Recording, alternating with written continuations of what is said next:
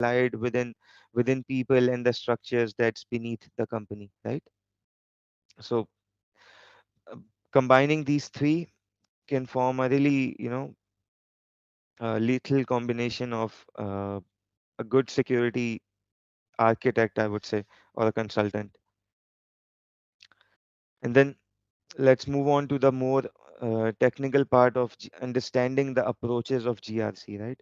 So it's a pretty fancy term. We used to call it like it just let me define it this way, like GRC has just emerged, right, within the next 3 to 4 last 3 to 4 years, and people are really fascinated about the jobs in the market, the structures, what are the approaches. Nothing's really defined at the moment. Reason being, it's still new. uh, Researches are being done. People are actually learning from their experiences. And but how did the need arise, right? So people, what they used to do is that the previous approach was a company is established, a business has been done, there are clients, multiple clients, but what, right, the servers are not even secured, they're not even backed up. So poor ways of doing business. That's where GRC comes in place and ensures the management, the company, the customers, and every stakeholder that's involved. Like, okay, so GRC is in place. We will make sure that your company runs. We will make sure that your processes are defined. We will make sure that the hierarchies are defined. We will make sure the audits are being done. We will make sure that internal security mechanisms and the business processes are being followed. We will make sure that the clients are satisfied. So different aspects revolving around. So principled approach. What's the principled approach? Principled performance in GRC refers to conducting business in an ethical, responsible, and compliant manner while achieving strategic objectives. Really deep. It involves adhering to set of core principles such as transparency, accountability, integrity, and fairness in all organizational activities. GRC helps ensures that principled performance is not just a concept but an integral part of an organizational culture. So, what if you're someone that knows how to actually control the hierarchy or the processes of a particular business, then you are really valuable to the company and to the employer, right? So am I clear till now? Any question? Sir जैसे अभी GRC बता रहे हैं इसका exactly मतलब इन लोगों का role क्या होता है? जैसे अब हम लोग साइबर एनालिस्ट की बात कर लें, मालवेयर एनालिस्ट की बात कर लें, एक्स्ट्रा जितने भी फील्ड है साइबर के, सबके स्पेसिफिक रोल हैं। तो ये जो जीआरसी सिर्फ जस्ट गवर्नमेंट्स के लिए काम करती है, मतलब कॉर्पोरेट मार्केट और इसका इनके लिए नहीं करती? देखें, ये एक फ्रेमवर्क है। जीआरसी एक फ्रेमवर्क है, एक अप्रोच है, ठीक है, एक माइंडसेट है। अब आप मुझे बताओ कि आप किसी भी ऑर्गेनाइजेशन, आपको मैं एक सिनेरियो देता हूँ कि यार you work in an organization जहाँ पे 20 लोग काम कर रहे हैं, लेकिन 20 को नहीं पता कि वो लोग कर क्या रहे हैं। समझ रहे हो? कोई लिमिट्स डिफाइन नहीं है, कोई चीज़ों का डॉक्यूमेंटेड एक वो नहीं है। इसकी एक बहुत मेन स्ट्रीम एग्जांपल ये है कि जो लोग बैंकिंग इंडस्ट्री में काम कर रहे होंगे वो एग्री होंगे इस बात से कि जल्दी आओ लेट जाओ, और उसके साथ साथ जो है जो चीज़ जेडी में डिफाइंड है उसके अलावा भी एक्स्ट्रा काम करो। So that's something that if something is not defined, it's not clear, it's in a grey area. So GRC क्या कर रहा है? जीआरसी सबसे पहले तो एक गैप असेसमेंट कर रहा है, चीज़ों को डिफाइन कर रहा है। चीज़ों को डिफाइन करने के बाद चीज़ों को एनालाइज करने के बाद प्रोसेसेस को डिफाइन कर रहा है और लोगों को बता रहा है, कंपनी को बता रहा है कि जी ये आपने करना है। अब वो चीज़ आप कॉर्पोरेट लेवल पे कर लो, वो चीज़ आप लोकल लेवल पे कर लो, वो चीज़ आप किसी भी इंडस्ट्री में किसी भी डोमेन में कर लो। GRC is not limited to cyber security. हमारी जो आज का सेशन है वो साइबर सिक्योरिटी एंड जीआरसी पे है। हम उन दोनों को एक अम्ब्रेला में डिस्कस कर रहे होंगे, लेकिन गवर्नेंस, रिस्क एंड कंप्लायंस ये एक ऐसा डोमेन है जो कि आप मल्टीपल डोमेन्स में वो कर सकते हो, यूज कर सकते हो।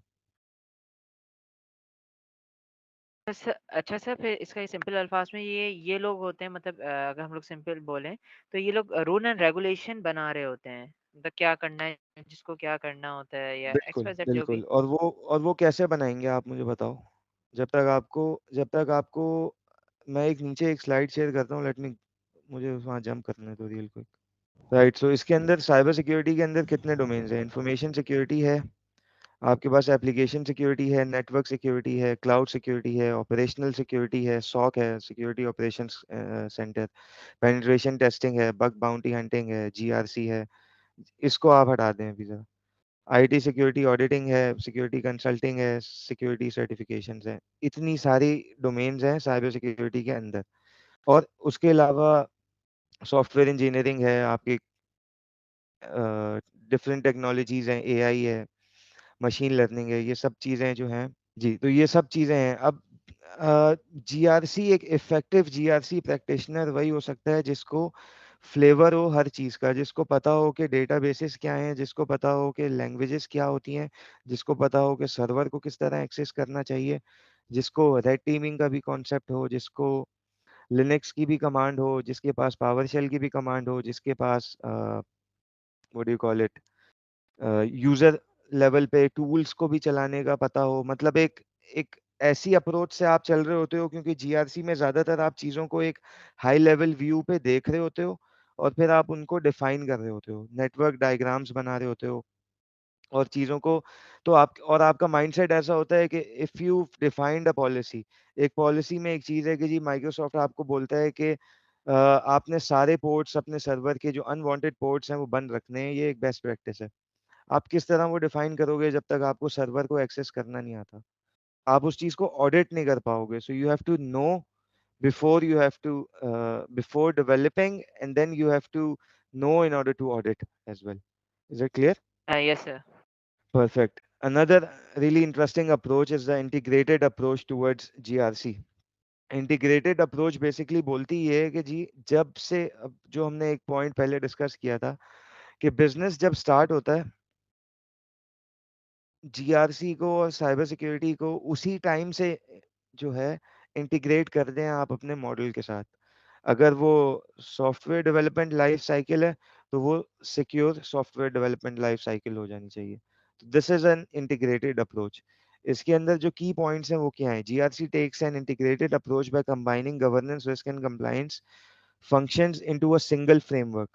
राइट, एक ऐसा फ्रेमवर्क डिफाइन हो जिसके अंदर पॉलिसीज भी बन जाएं, जिसके अंदर रिस्क मैनेजमेंट भी हो, और जिसके अंदर कंप्लायंस के चेक्स भी हो रहे हों कि जो पॉलिसीज बनी थी उस पे कंप्लायंस आ रही है या नहीं आ रही, कंप्लायंस स्कोर क्या है। This integration ensures that these elements work synergetically rather than in isolation। मतलब हर component leading to more effective decision making and resource allocation। जितने भी कंपोनेंट्स हैं, गवर्नेंस है, रिस्क है, कंप्लायंस है, ये तीनों चीजें एक साथ काम करें तो वो ज्यादा बेटर रिजल्ट दे पाएंगी, रादर देन तीनों को अलग अलग आप जो है आइसोलेट कर दो। It breaks down silos within an organization, encouraging collaboration among different departments to achieve common goals। एक बहुत कॉमन प्रैक्टिस है कि जो जीआरसी प्रैक्टिशनर होता है या जो जीआरसी के डोमेन में काम कर रहा होता है, that guy has to deal with different departments. That guy might has to deal with HR, legal, finance, software development, quality assurance and what not। क्योंकि आपके पास जो पॉलिसी होगी, आपके पास साइबर सिक्योरिटी पॉलिसी भी आ सकती है, आपके पास जो है एक सेल्स पॉलिसी भी आ सकती है, आपके पास एक कस्टमर का एसएलए भी आ सकता है। You have to make sure कि आप जिस भी डॉक्यूमेंट में काम कर रहे हो, उस फील्ड का, उस डोमेन का आपने गैप असेसमेंट किया हो, आपकी रिसर्च स्किल्स अच्छी हो, आपने एनालिसिस वाला पार्ट जो है आपका वो अच्छा हो, और आप इजीली चीज़ों को जो है गेट कर पाए।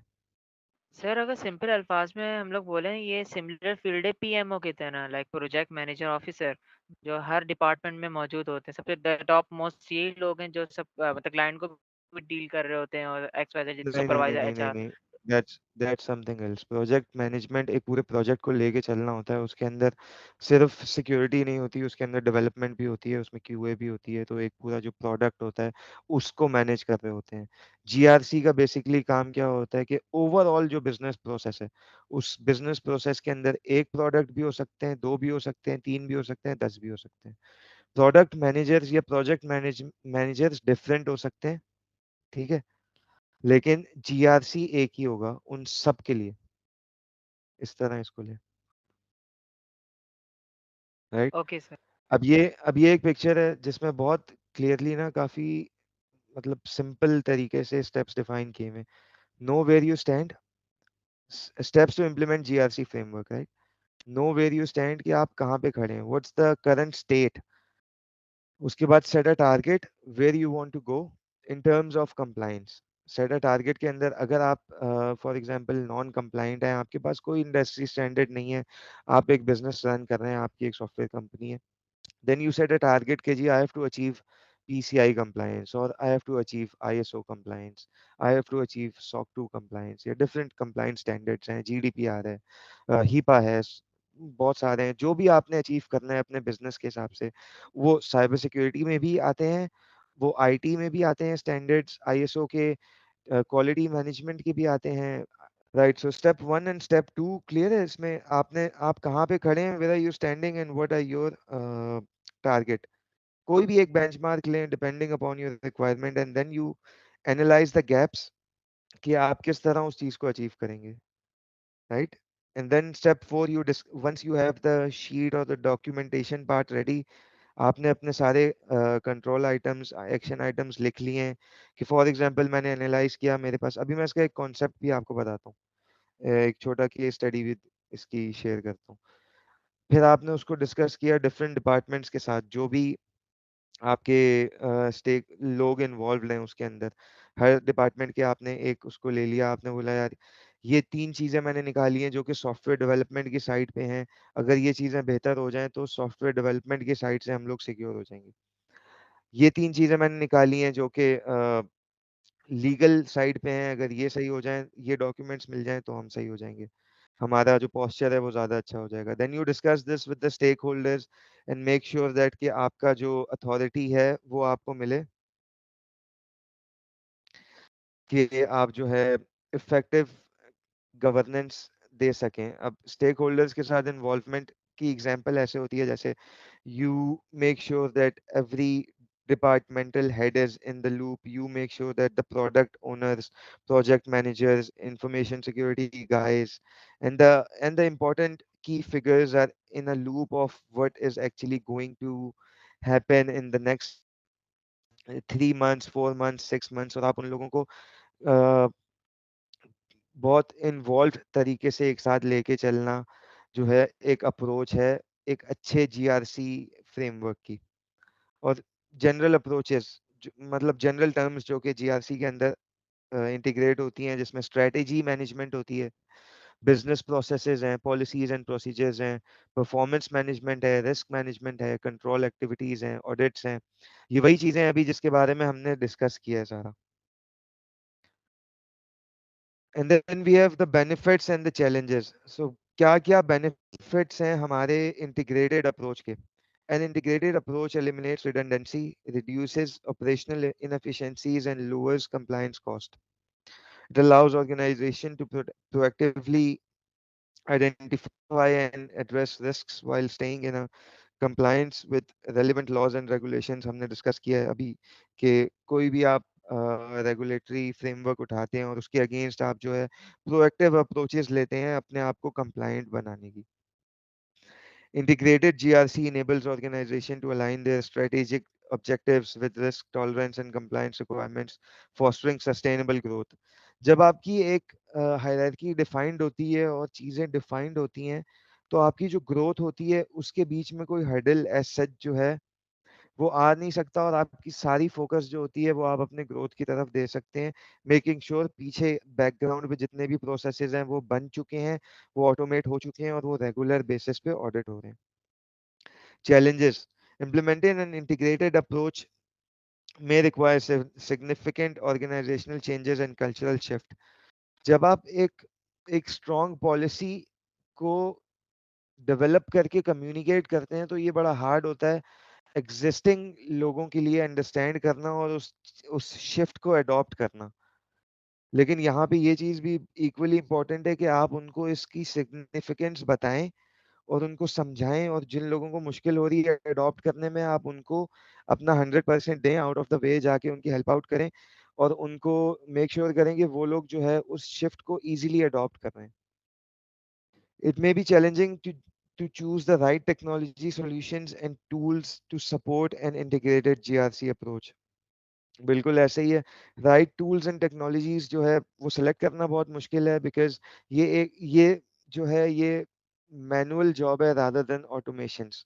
इसमें आपका माइंड एक्टिवली इन्वॉल्व होना चाहिए, आपके पास स्ट्रेटेजीज जो है इन प्लेस होनी चाहिए, आपके पास आपको नॉलेज होनी चाहिए कि इंडस्ट्री में क्या चल रहा है, मार्केट में क्या चल रहा है, बेस्ट प्रैक्टिसेस क्या हैं, और ग्लोबल लेवल पे कौन कौन से इंडस्ट्री स्टैंडर्ड्स किस किस डोमेन के अगेंस्ट स्टैंड करते हैं। फॉर एग्जांपल हीपा कंप्लाइंस है जो कि हेल्थ केयर के सेक्टर में आती है, सही है।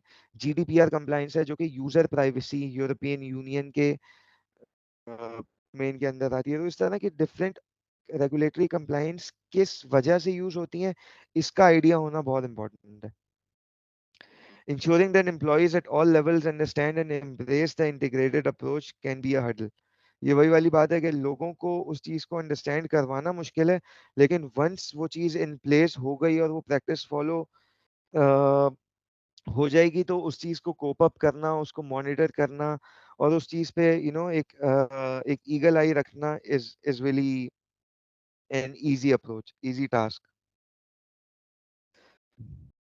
Let's move on to why GRC matters in cybersecurity. क्यों मैटर करता है, हमने इतनी सारी चीजें डिस्कस तो की हैं, लेकिन ये कुछ की एक्सट्रैक्ट्स हैं। It identifies the vulnerabilities, it implements security policies, it monitors the threats, it ensures legal compliance, it prioritizes security investments. देखिए ये 3 से 4 पॉइंट्स हैं, अगर इनमें किसी को कोई चीज पूछनी है या कुछ समझ में नहीं आ रहा तो please.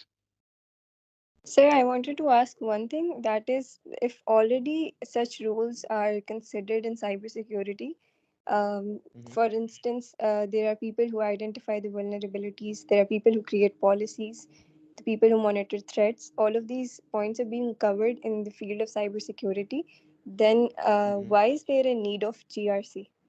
This is a really valid question, and the need arises where you have timelines to meet, where you have SLAs to comply, and where you have like business to deliver. For example, मेरे पास एक real time customer है जिसके साथ मेरा SLA set हुआ हुआ है कि मैं उसको कोई भी उसका टिकट आएगा या कोई भी उसकी क्यूरी आएगी, मैं उसको विद इन 15 मिनट्स रिस्पॉन्ड करूंगा अगर वो मेरा एसेंशियल कस्टमर है।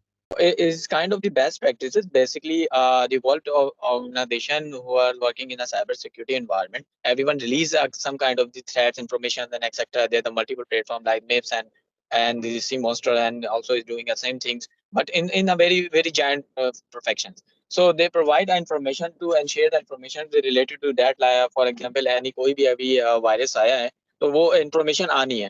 देन उस इंफॉर्मेशन आने के बाद उसकी एग्जीक्यूशन जो है वो इंपॉर्टेंट होती है कि वो एग्जीक्यूशन का पैटर्न क्या है उसे वायरस का।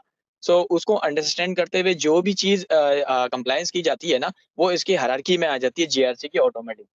लाइक दैट कि अगर ISO 27001 is a very ISMS well known compliance standard जो हम लोग मोस्टली कंपनीज उसको फॉलो करती हैं as discussed by the Jain. उसने कहा कि पीसीआई यही पे है, PCI is the payment card industry and there's a certain of the standard also exists in the world. So but जो सबसे इसमें मोस्ट इम्पोर्टेंट है और जो सबसे टिपिकल है वो ISO है और PCI है, क्योंकि इसमें रिस्ट्रिक्शंस हमें काफी लगानी पड़ती है और हमारा एंड यूजर जो है वो बहुत जो है वो डाउनग्रेड हो जाता है। तो जिस तरह की जीआरसी की इंफॉर्मेशन हमें लेनी होती है ना उसी तरह हमें फ्रेमवर्क की अंडरस्टैंडिंग भी समझनी होती है। ये सारे एक दूसरे से इंटरकनेक्टेड होते हैं। GRC is kind of the framework, उसको ऐसे ही समझिए।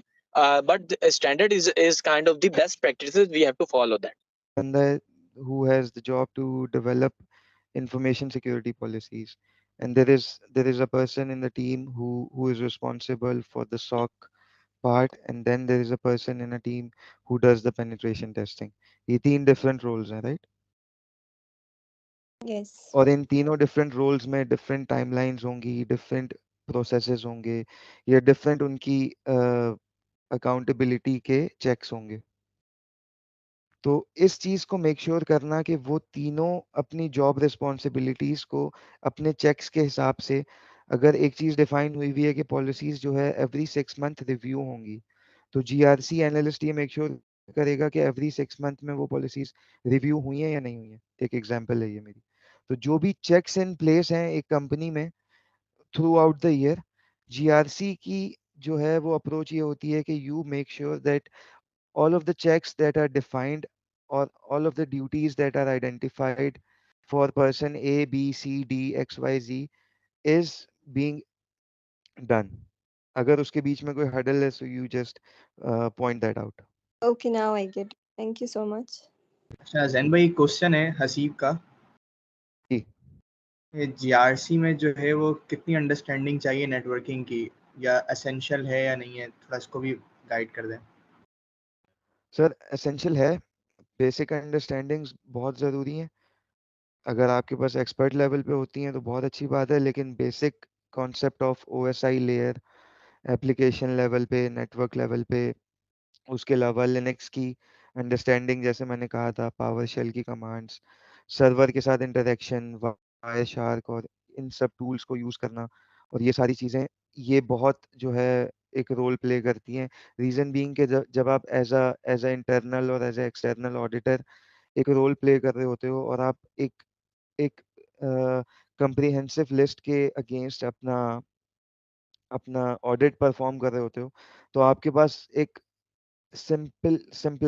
सिंप्लीफाइड आईटी स्ट्रक्चर से लेके एक बहुत कॉम्प्लेक्स आईटी इंफ्रास्ट्रक्चर आपके सामने आ सकता है।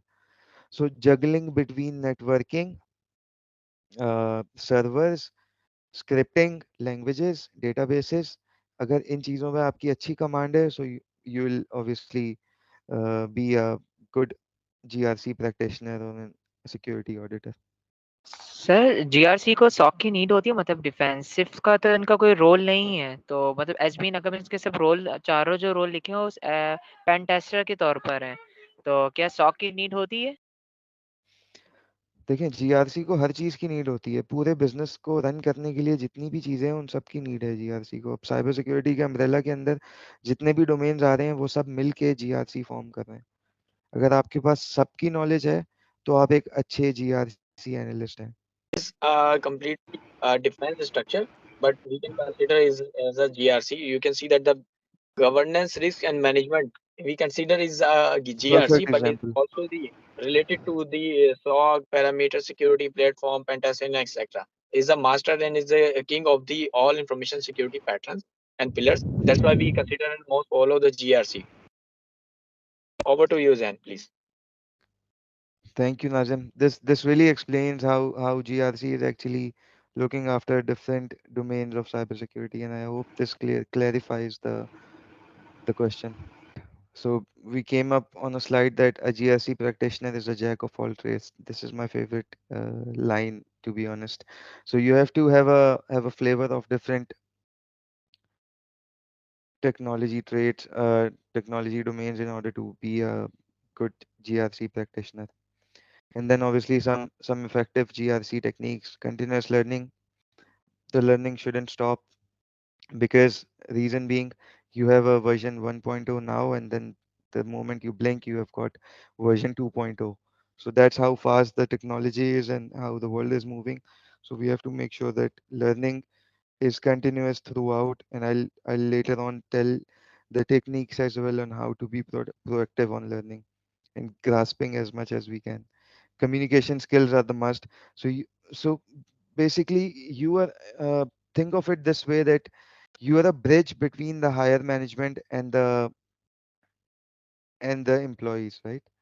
So whatever the higher management wants, you make sure that you filter it through the regulatory part, you filter it through the risk part, you filter it through every part, and then you put it up in a documentation, and ask everyone to follow it.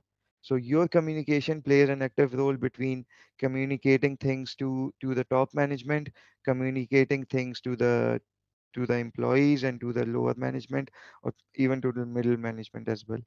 So I mean, this is the, I would say, a dignity of a GRC domain. I believe that you have a opportunity to actually interact real time with the top guys. So the recognition is there, right? Effective risk assessment skills. You should be proactive on thinking, and this effective risk assessment skills cannot come without continuous learning and continuous practice. So I mean, daily I mean solving case studies, looking at different scenarios that arises on daily basis, right? So as you grow, as you face problems, as you make your way through the solutions, is how you become effective in the risk assessment part. And then the regulatory compliance, you should be well versed on different standards. We've already discussed that.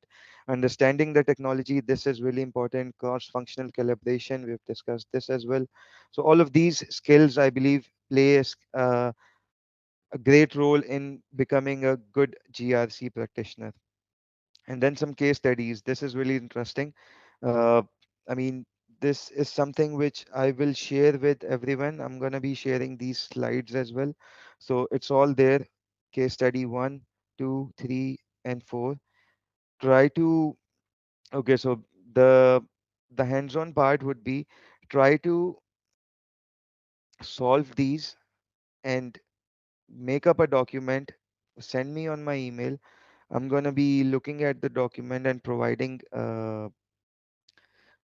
consultations and I mean advices on a personal level, just to make sure that you guys are on the right part. So this, if we, अगर हम अभी इसको discuss करने बैठते हैं तो I believe कि बहुत टाइम हमें लग जाएगा इस चीज़ को डिस्कस करने में, लेकिन फिर भी मैं इनको ऊपर से आपको एक सिनेरियो जो है वो मैं तीनों का जो है एक्सप्लेन करूंगा. We've got an IT governance in a global corporation, right? A multinational corporation seeks to improve IT governance practices to align IT operations with business objectives and ensures data security across its global offices. Multinational company है, different offices हैं, they want to make sure उनके IT operation centralized हों, उनके business objective से meet कर रहे हों, और उनकी सिक्योरिटी जो है डेटा के अक्रॉस वो ऑप्टिमल हो. ये एक बहुत मेन स्ट्रीम और बहुत कॉमन सिनेरियो है जो आप फेस करोगे if you are working in a domain of GRC. अब वो फ्रीलांस भी हो सकता है, वो किसी कंपनी के साथ भी हो सकता है, वो कोई और चीज़ भी हो सकती है, राइट? अब इसके अंदर हैंड्स ऑन टास्क क्या क्या हैं? Develop an IT governance framework based on a security regulatory standard. सबसे पहले आप लोग आइडेंटिफाई करोगे कि कौन सा स्टैंडर्ड कंप्लाई हो रहा है, कौन सा इफेक्टिव स्टैंडर्ड है, और फिर उसके अगेंस्ट कैसा गवर्नेंस फ्रेमवर्क बनाओगे. मैंने एसडीएलसी की एग्जांपल दी थी, उससे रेफर कर सकते हो आप लोग. इंटरनेट है, ओपन बुक है, आप लोगों के सामने कोई जो है सर्चिंग का मैं मना नहीं करूंगा, रिसर्च बेस्ड ये चीज़ हम लेके चलेंगे. इंटरनेट की हेल्प लें और इन सब चीज़ों को जो है फिल आउट करके एक डॉक्यूमेंट अगर आप लोग मुझे पर्सनली सेंड करेंगे तो मैं उस पर मजीद लेके चलूंगा. खैर, identify IT assets and assess their vulnerabilities, implement a change management process, establish IT security policies and assess controls, monitor and report on IT governance matrices and KPIs. Right? अच्छा, 6-7 चीजें, लेकिन अप इटसेल्फ अपने अंदर सब एक बहुत बड़ा task है, राइट? मैं नहीं एक्सपेक्ट करूंगा कि 1 से 2 हफ्ते के बीच में ये एक केस स्टडी भी आप लोग कंप्लीट कर सकें. ये इतना डीप और इतना जो है अंडरस्टैंडिंग इसमें आप लोगों को चाहिए होगी. And I would really appreciate कि आप लोग जो है इसको जब आप डॉक्यूमेंट में चीज़ों को लिख रहे हो तो rather than questioning pre hand, आप लोगों को जितना समझ में आता है, जो अंडरस्टैंडिंग हो रही है, उस डॉक्यूमेंट को फिल आउट करें. जो जो चीज़ें यहाँ पे बनाने के लिए कही गई हैं वो एक ही डॉक्यूमेंट के अंदर डिफरेंट हेडिंग्स के अंदर उस चीज़ को लिख के बताएं, और इंशाल्लाह फिर उस पे जो है हम लोग मजीद डिस्कस करेंगे. एक और केस स्टडी है जो कि हेल्थ केयर ऑर्गेनाइजेशन के बारे में, जिसमें हीपा कंप्लायंस का डिस्कशन है. ये बहुत इंटरेस्टिंग है क्योंकि इसके अंदर जो जॉब मार्केट है इटसेल्फ वो बहुत ज़्यादा है. हेल्थ केयर के अंदर बहुत रेयर है और बहुत ज़्यादा भी है. Then we got supply chain risk management. आप देख रहे हो कितना डाइवर्सिफाई हुआ है साइबर सिक्योरिटी डिफरेंट डोमेन्स के अंदर। आप जिस डोमेन के अंदर चले जाओगे आपको सिक्योरिटी इंटीग्रेटेड मिलेगी।